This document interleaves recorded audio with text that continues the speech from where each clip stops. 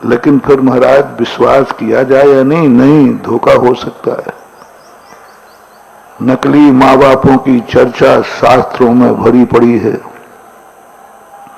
नकली माँ बापों की क्या सबूत है कि वो तुम्हारा माँ बाप है? अस्पतालों में प्लेट बदल दी जाती है, वो नर्सें बदल देती है। हाँ, क्योंकि वो तो जनाना तो जो है बेहोश हो जाती है, उतना होश तो रहता नहीं। बच्चे को प्लेट में रख लेते और उस समय तो सबकी शक्लें एक सी दिखती हैं, और किसी ने 1,50,000 रुपया दे दिया, और इधर की प्लेट बच्चे को बच्ची और बच्चे को बच्चा। करने में देर नहीं है, ये होता हुआ देखा जा रहा है कि नहीं? तुम्हारी भी प्लेट बदल गई हो तो इट मे बी पॉसिबल। अपन किसी संभावना को नकार नहीं सकते। शास्त्रों में देखो, शास्त्रों में देखो, तद्भव मोक्षगामी जीव प्रद्युम्न, तद्भव मोक्षगामी जीव प्रद्युम्न 16 साल तक नकली मां बाप को असली मानता रहा। तद्भव मोक्षगामी जीव है, तद्भव मोक्षगामी। गिरनार से चौथी टोंक से मोक्ष पधारे प्रद्युम्न, और कितने साल तक? 16 साल तक नकली माँ बाप को असली मानते पता ही नहीं चला कि मेरी माँ रुक्मणी है, मेरे पिता श्री कृष्ण हैं। अपहरण हो गया बचपन में। वो तो थोड़ा बहुत गड़बड़ नहीं होता तो जिंदगी निकल जाती है। कर्ण की कहानी देख लो, वो भी नकली माँ बाप को असली मानता रहा, उसे भी असली माँ बाप का पता कर्ण को जीवन के बहुभाग तक पता नहीं चल पाया कि मेरे असली माँ बाप कौन है। वो तो एक सारथी को ही अपना पिता मानता रहा। कुल का पता नहीं, जाति का पता नहीं, माँ बाप का पता नहीं, पूरी जिंदगी निकाल दी। जब ऐसे ऐसे महारथियों के ये हाल है तो छोटे मोटे को की क्या बात कहूं। ऐसे ऐसे महारथियों के साथ धोखा हो रहा है, ऐसे ऐसे महारथी असली नकली की बात नहीं कर पा रहे, ऐसे में से महारथियों का विश्वास टूट रहा है, तो सामान्य जनता के संबंध में अपन क्या करें? अब किस पे विश्वास करें ये बताओ। सब तरफ जगत का स्वभाव हुआ संवेग वैराग्यार्थम। इस जगत के संबंध में जब भी सोचते हैं तो वैराग्य होता है। जगत के संबंध में सोचते हैं तो राग खत्म हो जाता है। किस पे राग करूं, किसके लिए मरूं?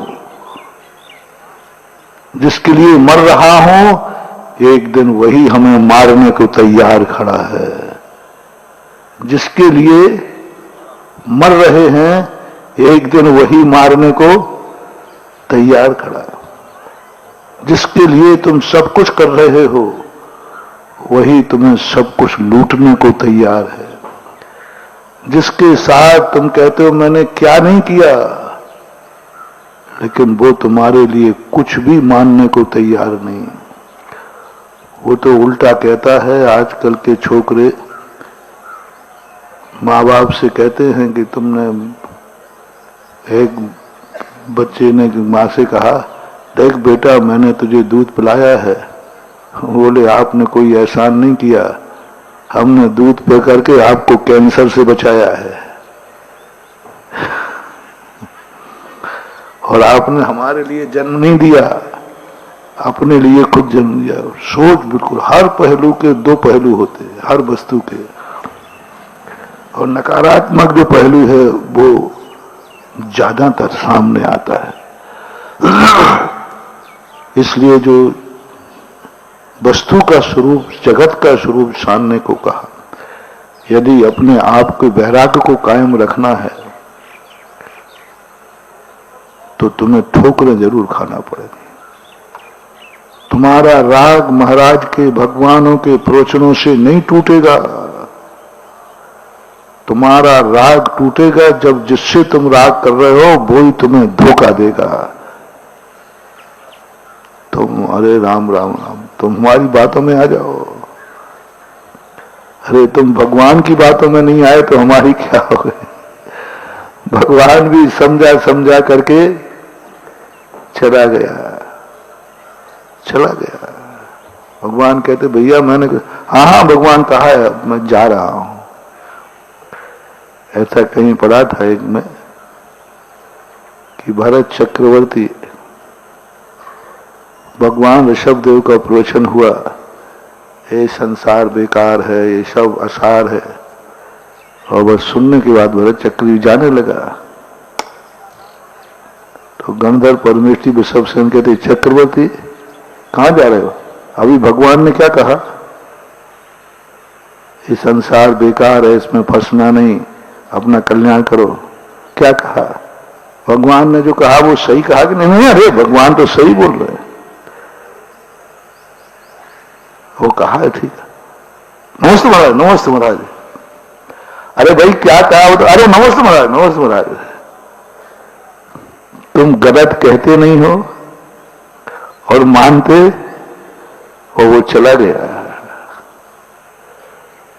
पंच परमेष्ठी को मानते हो, पंचों को मानते हो, पंचों की बात मानते हो, लेकिन नाली वहीं से बहेगी। क्या दशा है संसारी जीव की।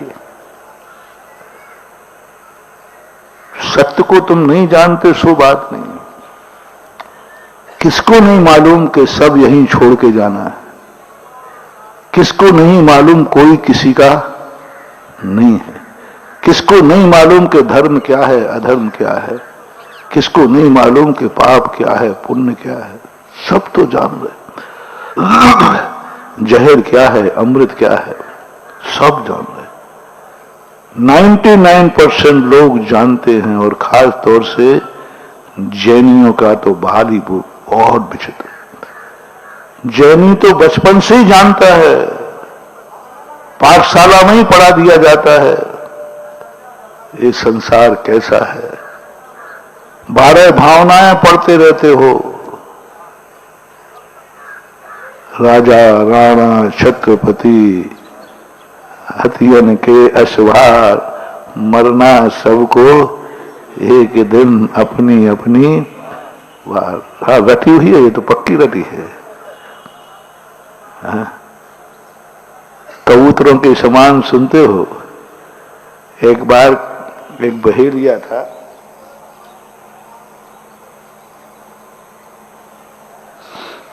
कैसी दशा है देखो। बहेलिया था, बहेलिया। तो वो शिकार करने आ रहा था, महाराज को पता चल गया, तो महाराज ने सारे कबूतरों को इकट्ठा किया, सारे कबूतरों को इकट्ठा किया। जैसे हमें पता चल गया कि संसार में सब धोखा है, सब व्यपदेश है, तो हम भी सुबह सुबह से सारे कबूतरों को इकट्ठे करते हैं पंडाल में। अब देखो उदाहरण तो उदाहरण ही होगा। तो महाराज ने सारे कबूतर इकट्ठे कर लिए और कहा देखो रे कबूतरों, तुम्हारे जीवन में बहुत बड़ा संकट है, क्योंकि हमने देखा है एक बहेलिया आ रहा है, तुम लोग सावधान हो जाओ।